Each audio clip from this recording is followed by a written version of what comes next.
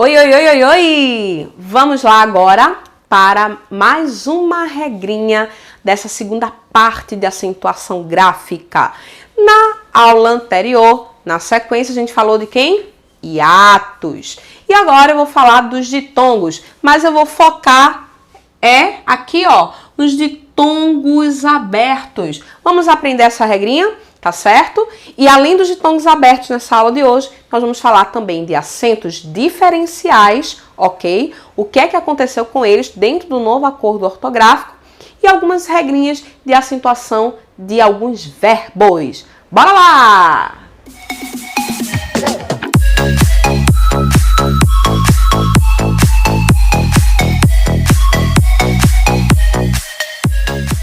Oi, amores! Então a gente já aprendeu, não é isso? O que é o ditongo aberto? Em regra, é quando eu penso no timbre, né? No som da minha vogal, que vai ter o som aberto. Céu, el, réu, véu. Mas agora eu quero que você saiba que nós temos uma regra de acentuação. Nem sempre esse ditongo aberto vai ter o acento. Há situações na nossa norma culta com o novo acordo ortográfico que fez uma mudança aí, que tirou alguns acentos. Antes era muito fácil. Falou em ditongo aberto, esses três aqui bonitos, ei, oi e el, ei, oi, el, tá certo? Você chegava e acentuava. Era muito top, super fácil. Eu, quando pequena, aprendi assim. Mas aí veio o novo acordo e mudou. E agora eu tenho que levar em consideração a sílaba tônica. Eita, eu vou misturar, vai, mas é bem fácil. É basicamente ver a posição, tá? Gente, quando você olha herói e heróico, presta atenção. Olha onde está a sílaba tônica. Herói. Porque esse ditongo aberto, ele é tônico, beleza? Toda vez que o ditongo aberto cair em uma oxítona, ou seja, estiver na última sílaba, você acentua. Agora, quando o meu ditongo aberto estiver em uma paroxítona, tá certo? Na penúltima sílaba, como na palavra heróico, eu não acentuo. Então, é só lembrar isso, é bem fácil. Grava herói e heróico, que aí você não erra. Heróico não tem acento, porque o ditongo aberto está na paroxítona. E herói tem acento, porque o ditongo aberto está na oxítona. Só isso. Vamos para mais exemplos? Olha aí. Quando você pega, constrói, você tem, por exemplo, o ditongo aberto na última sílaba, tá vendo? É uma oxítona, constrói. Ou até o monossílabo tônico, porque ele entra na mesma regrinha. Rói, dói, tá certo? Então ele tem acento. Anéis. Estão vendo que anéis é uma oxítona, gente? A separação de anéis é como, Kelly? Anéis. Então é dissílabo. O ei, o ditongo aberto, está na oxítona. Papéis. Então, novamente, o acento, né, fica porque o meu ditongo aberto está na oxítona. Beleza? Agora, embaixo, olha o outro exemplo. Assembleia. Não tem mais acento. Por quê? Porque o meu ditongo aberto está na penúltima sílaba, na paroxítona, gente. Assembleia. Forma um hiatozinho. Então, o blei está na paroxítona. Ideia.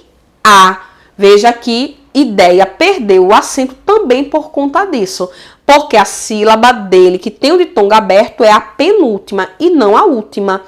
Plateia. Heróico, ó, nosso exemplo aqui. Jiboia. Veja que o oi, tá certo? Está na penúltima sílaba. Joia. Boi, a. Aprendeu? Viu direitinho como é? Veja já que com o el é diferente. Com o el sempre vai ter o acento, porque normalmente a gente encontra ele já na última sílaba, beleza? Então essa foi a regrinha do ditongo aberto. Todo mundo aprendeu, amor? É muito fácil, basta ver se é paroxítona ou oxítona, beleza? Agora vamos para mais outra regra. Neste tópico de acentos diferenciais, o que é que o acento diferencial quer falar? O que é que ele quer dizer? Primeiro, quando eu penso em acento diferencial, distinguir, né? Diferenciar. O que é que era isso? Ó, hoje em dia, com o novo acordo ortográfico, nós não temos tantos acentos diferenciais como havia na nossa gramática. Para vocês terem um exemplo, vejam essas duas situações. Aqui eu tenho para o verbo e para a preposição. Antes, o para-verbo tinha acento agudo para diferenciar do para a preposição, para distinguir uma forma e outra. Mas o novo acordo entendeu que o contexto se faz suficiente. E a gente não precisaria mais ter esse acento ortográfico, tá certo? Vejam as frases. Ele não para. Dá para entender que eu estou conjugando o verbo parar. Ele não para. Tem a ver com o verbo, tá? Até pela estrutura frasal. Estudei muito para quê? A fim de que? Já deu para perceber que aqui é a preposição para e não mais o verbo parar. Aí o acento diferencial sumiu. Não temos mais. Olha o outro lado aqui. Cortei o pelo do cachorro. Antes, a palavrinha pelo, para representar o substantivo, ela tinha um acento circunflexo no E, pelo. Para diferenciar da preposição, da contração aqui, ó, de por mais o, que dá pelo, estude pelo menos esse assunto. E ainda tinha o verbo pelar, que é o verbo cortar, né? Pelar, que tinha acento agudo, porque eram 3 formas. Os 3 perderam acento pela mesma circunstância, pela mesma ideia daqui. O contexto era suficiente para identificá-los. Resumindo, o que é que ficou de acento para a gente? Olha aí comigo. O acento diferencial ainda permanece no verbo poder, na terceira pessoa do pretérito perfeito do indicativo e no verbo por, para diferenciar da preposição por. Ou seja, nesses 2 casos, eu ainda tenho um acento diferencial. Preste atenção, vamos entender a regra. Quando ele fala, olha aí, o verbo poder, tá certo? Vocês devem ter escutado aí, né, um rubro-negro passando. Não vou reclamar, porque rubro-negro, né, esporte, tá valendo, sou esporte também, somos leão, estamos todos juntos nessa luta. Bora lá! Gente, então, o verbo por, tá certo? Ele é aquele que no pretérito perfeito vai ter assim, ó. Pôde, certo? Para indicar o fato no passado. E quando estiver no presente, a gente não tem um acento. Aí fica pode. É importante deixar o acento aqui para que eu saiba qual é o tempo verbal. Se eu estou falando de uma ação que já ocorreu, tá certo? Uma ação do passado, do pretérito perfeito, do indicativo, ou se eu estou falando do momento, né, vigente, do presente indicativo, ok? Aí, a mesma coisa vai ficar também acento para o verbo por, tá bom? Para o verbo por, é o seguinte: toda vez que você precisar distinguir o verbo da preposição por, você bota o acento no verbo. Então, quando eu disser, eu vou pôr ali, se eu não tiver o acento, veja que problema fica. Eu vou pôr ali. Eita, será que eu quero dizer que eu vou colocar alguma coisa ali? Ou será que eu quero indicar o caminho usando a preposição? Eu vou pôr ali.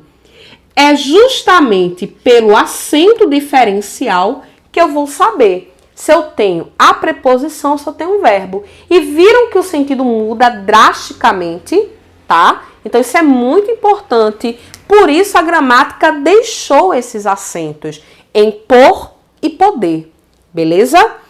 Porém, olha agora aqui o nosso slide. Você também tem, tá certo, que avaliar alguns verbos que na hora de conjugados, quando a gente vai flexionar, eu tenho que colocar o acento nele justamente para fazer algumas indicações. Olha só, o verbo ter, ele tem, eles têm. Eles têm na terceira pessoa do plural com acento circunflexo. Ele vem, eles vêm. Também com o quê? Com acento circunflexo para a terceira pessoa do plural do verbo, né, vir. Ele vem, eles vêm. E atenção, vem pra cá, fera. Olha aqui comigo rapidinho. Quando você pegar o verbo ver, cuidado para não confundir com o verbo vir.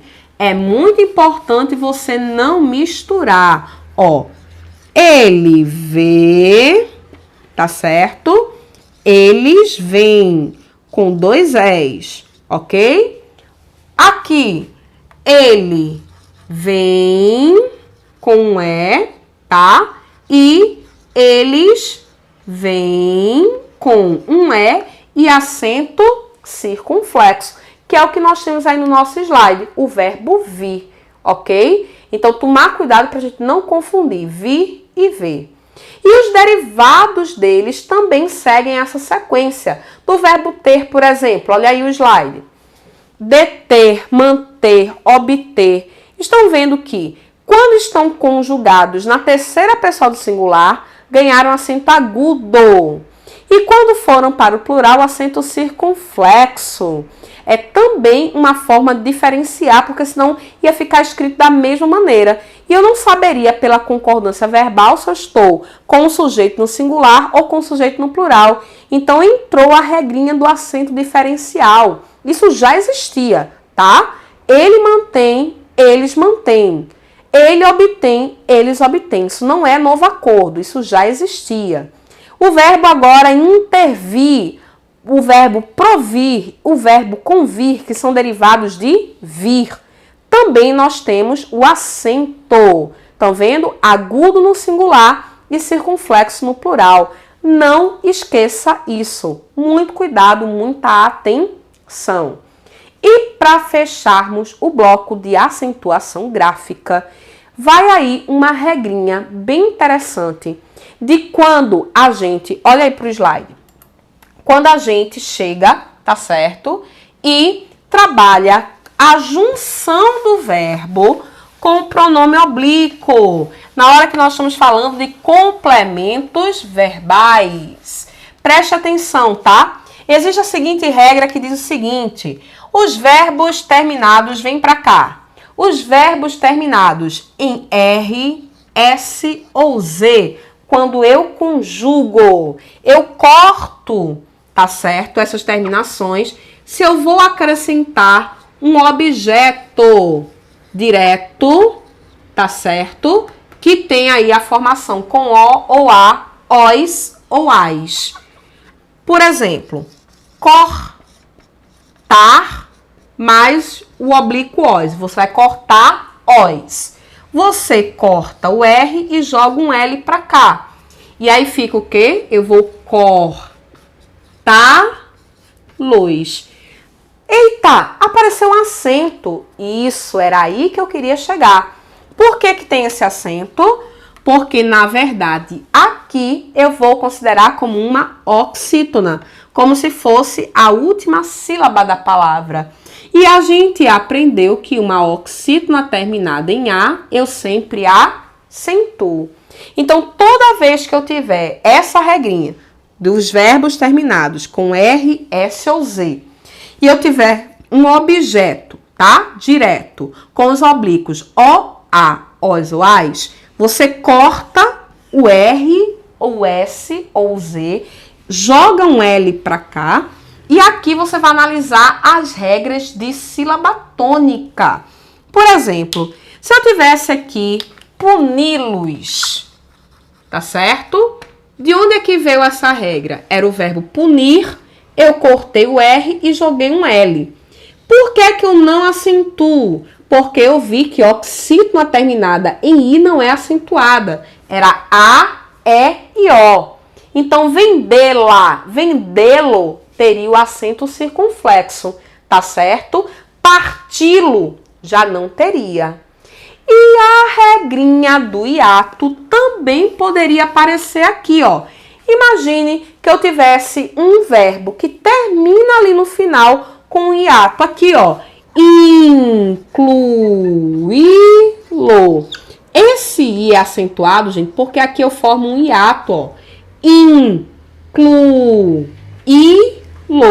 Então, não é uma regra de oxítona, é uma regra de hiato. E o meu I teria que ser acentuado. É como se eu voltasse a pensar nas regras que eu já estudei, tá certo? Então, isso aí era a minha regrinha e é isso aí que eu deixo para vocês. Um grande beijo e eu espero que tenham aprendido. Valeu!